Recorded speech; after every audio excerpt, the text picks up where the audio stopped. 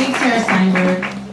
I'm really happy for you that you won those baseball tickets. Thank you. I grew up in Massachusetts, right outside Boston, where sports fans kill each other and kill civilians. And so, like, it's been taking me a very long time. I've lived here over 20 years, and I still feel like sports games are, I don't want you to go because someone's going to kill you. But that doesn't happen here. I'm not going to a Raiders game, man. I don't know. I can't tell. It seems okay. It's very festive out there in the streets. I'm trying to get used to it.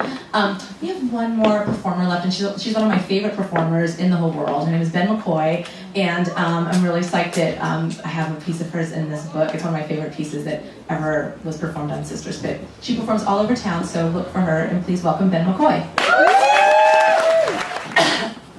Did you know a smoker's cough is a signifier for glamour? Okay. Since the Harry Winston jewelry heist in Paris on December 4th, 2008, the world has been buzzing about what has been called the largest thievery of its kind, perhaps in the history of France.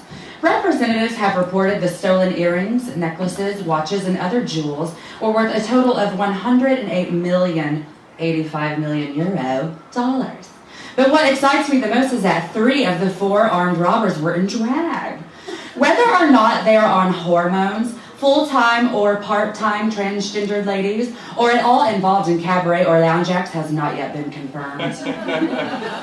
Being a shady lady is part DNA, part learned survival skill for drag queens, so it should come as no surprise that these queens have not yet been caught. Finally, I'm so proud of my people! The 2003 Showtime movie Soldier's Girl, which told the real-life tragic events of Calpurnia Adams' life and the origins of Don't Ask, Don't Tell, was a monumental and well-done representation of a trans lady's story. The Oscar-nominated Trans America still had the nerve to cast a genetic female, desperate actress Felicity Huffman to portray the leading transgender lady. In case you're finding it hard to discern my tone here, I found this incredibly lame. Regardless of Huffman's performance, when will Hollywood cast a transgendered lady in a role that requires more than being a cheap punchline in an SNL man in a dress sketch? They're still doing it. Investigators believe that the 3 out of 4 armed robbers use drag as a way to cloak their identity and are in fact an arm of an organized group of criminals like the ones portrayed in Ocean's 11.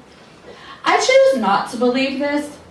First of all, no drag queen I know would ever be able to sit through 20 minutes of Ocean's 11.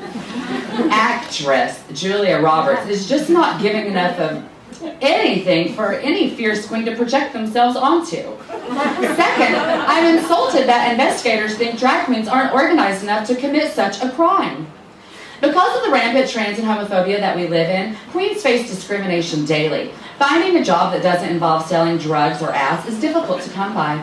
Straight people are finally getting a taste of what it's been like for trans people for decades. It's always a recession for drag queens. I also question whether or not any of these investigators have ever been to a cabaret show. Do they know how much attention to detail and organization it takes to apply correctly weave glue to your eyelids, gently gluing a pair of false eyelashes to the tip, arching a flawless brow line, not to mention applying the concealer, base, foundation, blush, shadow, contouring, highlighter, and setting powder to one's face?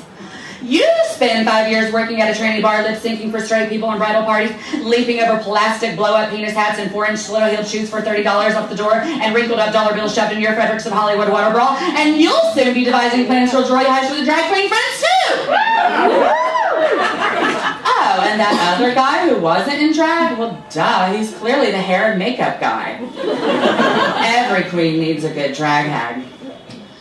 Experts say that the burglars will have a hard time selling or trading the stolen items legitimately due to their luxurious nature. Again, this is just silly. When was the last time you ever heard of a drag queen doing anything legitimate? Besides, performing in the drag circuit is fiercely competitive. As soon as a new music video appears on YouTube or a new photo appears of a pop diva, queens leap like crazed hyenas to the Mac counter, fabric stores, and the sewing machine to perfect their onstage impersonation. And some tired, played-out bangles from Claire's Accessories is just not enough bling to top off your look. Obviously, these French queens are ambitious, goal-driven performers who have that competitive edge.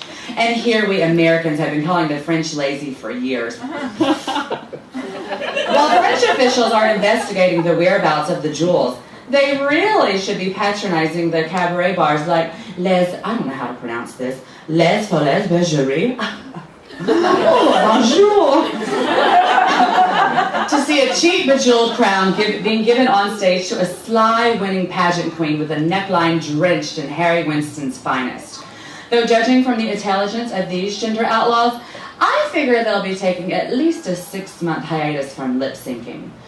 As most queens are, I imagine these particular shady ladies were inspired by Madonna, who is, after all, the queen of stealing everything. Should the Gang of Four choose to hide out in the States, I do hope they at least have a real cute weekend stay in San Francisco. They are more than welcome to hide out at my place as we complain about the horrors of flesh-toned pantyhose over coffee and eggs and bitterly confess our romantic woes. Employment is the only area of discrimination for trans ladies, as romance takes the cake for unfair treatment. After dealing with a lifetime of heterosexual men who only want a discreet behind hotel doors NSA sexual relationship with a lady with something extra, some Harry Winston jewels seem an expensive consolation prize.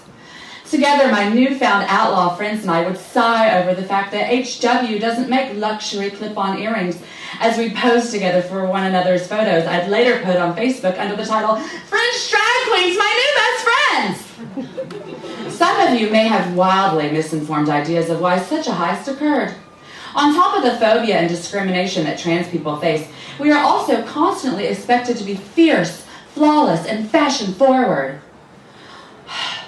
Which is not cheap, girlfriend. Have you ever considered the cost of laser hair removal to your face, neck, torso, arms, legs, fingers, toes, teeth, personality, and bedding?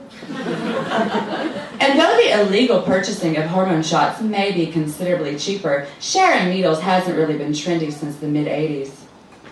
And don't get me started on trachea shaving, the reduction of the Adam's apple, and other plastic surgeries, as I find them problematic.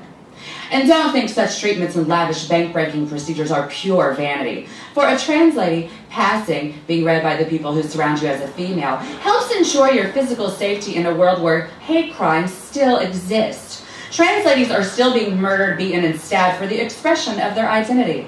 The promise of cosmetic enhancements is not only a reflection of one's vanity, but for trans ladies, one step closer to potentially avoiding physical harm and sometimes death. Sometimes the desperation and conniving needed to perform such a highly organized robbery isn't so far-fetched. Woo!